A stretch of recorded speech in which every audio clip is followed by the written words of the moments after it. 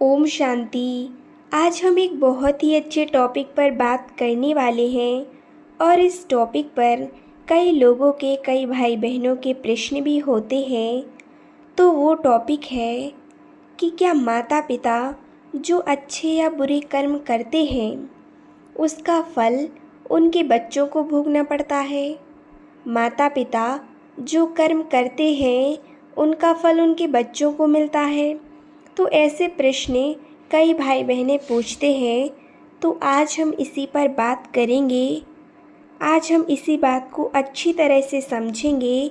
तो वीडियो को अंत तक ज़रूर देखें और अगर वीडियो पसंद आए तो वीडियो को लाइक शेयर और चैनल को सब्सक्राइब ज़रूर करें। सबसे पहले तो हम जानते हैं कि कर्म होते क्या हैं, इसे कौन करता है और कौन करवाता है। तो देखिए, हम जो भी कर्म करते हैं, हम जैसे भी कर्म हो, जो भी कर्म हम करते हैं वो हम शरीर के द्वारा करते हैं। हम अपने शरीर द्वारा हर कर्म को करते हैं और जो भी कर्म हम करते हैं वो आत्मा द्वारा कराए जाते हैं। आत्मा इस शरीर द्वारा हर कर्म को करवाती है। बिना शरीर के आत्मा कर्म नहीं कर सकती और बिना आत्मा के शरीर का भी कोई अस्तित्व नहीं है। जब आत्मा शरीर को छोड़कर चली जाती है तब शरीर कुछ भी नहीं कर सकता, कोई भी कर्म वो नहीं कर सकता।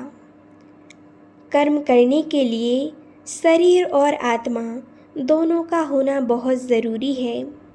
देखिए, ये तो आप सभी जानते ही हो, बिना आत्मा के शरीर का कोई मतलब नहीं है। आत्मा ही शरीर द्वारा कर्म करवाती है और जिससे वो कर्म किया है और जिसने वो कर्म किया है, चाहे वो अच्छा कर्म हो या बुरा कर्म हो, पुण्य कर्म हो या पाप कर्म हो, उसी को भोगना पड़ता है जिसने वो कर्म किया है। जो कर्म करता है उसी को वो कर्म भोगना पड़ता है। कर्म करने वाले को ही कर्मों का फल मिलता है। दुनिया में सभी लोग अपने अपने कर्मों को भोगते हैं। अपने अपने कर्मों का फल सभी को मिलता है और उन्हीं को भोगना पड़ता है, कोई दूसरा उनको नहीं भोगता। परमात्मा भी हमें बहुत अच्छे से समझाते हैं, हमें ज्ञान देते हैं। देखिए, आत्मा का कोई शरीर नहीं है, वो तो अजर अमर अविनाशी है। वो एक शरीर धारण करती है, उसे छोड़ दूसरा शरीर धारण कर लेती है। तो आत्मा कर्म करने के लिए ही एक शरीर को छोड़ती है, दूसरा धारण करती है। कर्म करने के लिए ही आत्मा इस शरीर को धारण करती है और शरीर द्वारा ही हर कर्म को करती है।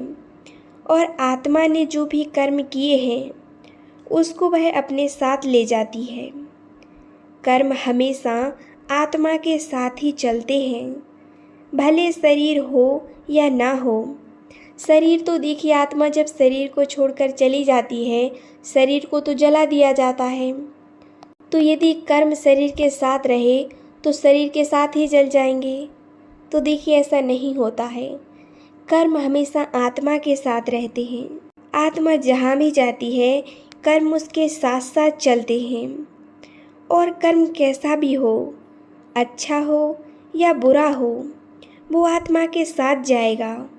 ऐसा नहीं होता कि वो आत्मा अपने कर्मों को शरीर छोड़ने के बाद इधर ही छोड़ जाती है और फिर उन कर्मों को उसके परिवार वालों को या उसकी आने वाली पीढ़ी को भोगना पड़े, उसके बच्चों को भोगना पड़े। तो ऐसा बिल्कुल भी नहीं होता है। जिस आत्मा ने जैसे कर्म किए हैं उसका फल उसको ही भोगना पड़ेगा, चाहे वो इस जन्म में भोगे या अगला शरीर लेकर अगले जन्म में भोगे, लेकिन भोगना उसी को पड़ेगा, चाहे वो अगले किसी जन्म में भोगे। वो कर्म हमेशा आत्मा के साथ चलता है। कर्मों का फल आत्मा के साथ ही रहता है, ना कि शरीर के साथ। जो व्यक्ति अपने जीवन में पाप कर्म या पुण्य कर्म को करते हैं, शरीर छोड़ने के बाद वो आत्मा अपने साथ ले जाती है। उसका फल उसकी संतान या उसके परिवार वालों को नहीं भोगना पड़ता। जिसने कर्म किए हैं उन कर्मों का फल भी उन्हीं को भोगना पड़ता है। उन कर्मों को कोई दूसरा नहीं भोग सकता। इसीलिए आप ऐसा कभी ना सोचो कि हम जो कर्म करते हैं उसका फल हमारी संतान या किसी और को भोगना पड़ेगा। देखिए, ऐसा कभी नहीं होता। सभी अपने अपने कर्मों का फल भोगते हैं। सभी आत्माओं का अपने अपने कर्मों का फल उनके साथ चलता है। सभी के कर्म उनके साथ हैं तो वो सब अपना अपना ही भोगते हैं। कोई दूसरे का कर्म का फल नहीं भोग सकता। जिसने जैसे कर्म किए हैं वो उनको ही भोगने पड़ते हैं। कोई दूसरा उनको नहीं भोग सकता। आज आपको इसे बहुत अच्छे से समझना है। सभी अपने कर्मों अनुसार जन्म लेते हैं। उन्हें अपने कर्मों अनुसार जन्म मिलता है, परिवार मिलता है। सब उनके कर्मों पर डिपेंड करता है। उनके कर्मों अनुसार ही सबको अपना अपना मिलता है, चाहे वो अच्छा मिले या बुरा मिले। आपके फैमिली में जितने भी लोग हैं सभी अपने कर्मों अनुसार आए हैं।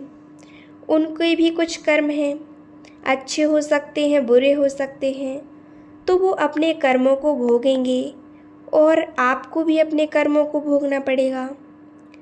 तो कर्म जिसके द्वारा किए गए हैं फल उसी को भोगना पड़ेगा।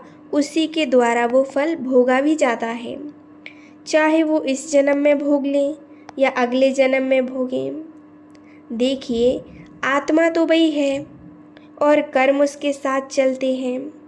कर्म आपने कभी भी किए हों, अब वो आत्मा है, कर्म उसके साथ चल रहे हैं।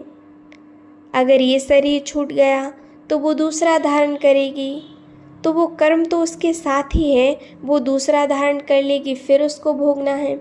लेकिन कर्म का फल तो हर आत्मा को भोगना ही पड़ता है और कर्म उसके साथ ही चलते हैं। बस वो एक शरीर छोड़कर दूसरा शरीर धारण कर लेती है, तो जो उस आत्मा के कर्मों का फल है वो उस शरीर में वो भोग लेगी। लेकिन जिसने जैसा कर्म किया है उसको उसका फल भोगना ही है, चाहे वो कर्म कैसे भी भोगे, कहीं भी भोगे। इसीलिए हमेशा अपने कर्मों पर ध्यान दो। हमेशा श्रेष्ठ कर्म करो, अच्छे कर्म करो, क्योंकि आपको उन कर्मों का फल भोगना है। आप इसको हमेशा ध्यान रखो। जब भी आप कोई कर्म करो ये सोचकर करो कि इसका फल रिटर्न में हमें भोगना पड़ेगा। इसीलिए हमेशा अच्छे कर्म करो, क्योंकि अच्छे या बुरे कर्मों को आप करते हो उसका फल भी आपको भोगना पड़ता है। परमात्मा जो हमको बताते हैं उसे हमें अच्छे से फॉलो करना है। जो कर्म गलत हो गए हैं उनको कम करने के लिए उस ईश्वर को याद करो और आगे से याद रखो कि हमसे गलती से भी कोई गलत कर्म ना हो जाए, कोई ऐसा कर्म हमसे क्रिएट ना हो जाए जिसका हमें गलत फल भोगना पड़े, जिसका पश्चाताप हमें करना पड़े।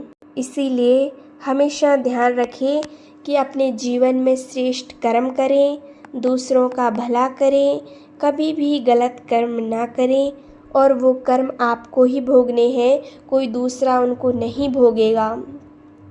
ओम शांति, ओम शांति, ओम शांति।